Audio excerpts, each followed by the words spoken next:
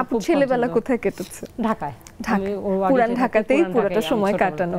তো সেই ক্ষেত্রে এলাকায় যে জামা কিনে লুকিয়ে রাখার এরকম কোনো ঘটনা? অনেক অনেক এরকম এলাকায় যেমন সার্কেলরা থাকতো সবাই লুকায় রাখতাম। যেরকম আমার বোন, আমি কথা বলি, আমার বোন এখন দুবাইতে থাকে, তার বেবি হয়েছে, তো আমরা গল্প করি যে আগে কিরকম জামা কিনে সবাই লুকায় রাখতাম, আর প্রতিদিন রাত্রে দেখতাম যে কোন জামাটা পরবো, ঈদের দিন গোসল করে কোনটা পরবো, বিকালে কোনটা পরবো, রাতে ডিনারে গেলে কোনটা পরবো, ফ্যামিলিরা আসলে কোনটা পরবো। এটা তো মজা ছিল। এখন যেরকম ফারিয়া বললো যে ফট করে যে কোনো কাপড় একটা পরে ফেললাম, বা কেউ গিফট পাঠালো সেটা পরে ফেললাম, কিন্তু আমার ক্ষেত্রে না।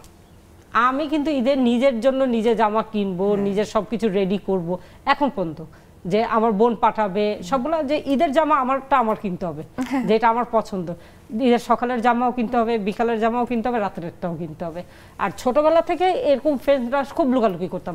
আর আমার কাছে মনে হয়, এখন হয় না কিন্তু মনে হয় এটা থাকা উচিত ছিল, এরকম ঈদের সময় এক্সাইটমেন্ট কাজ করবে, কে কোনটা পরবে, কে সুন্দর পরবে, এই জিনিসটাই আনন্দ ছিল সবচেয়ে। আসলেও তাই।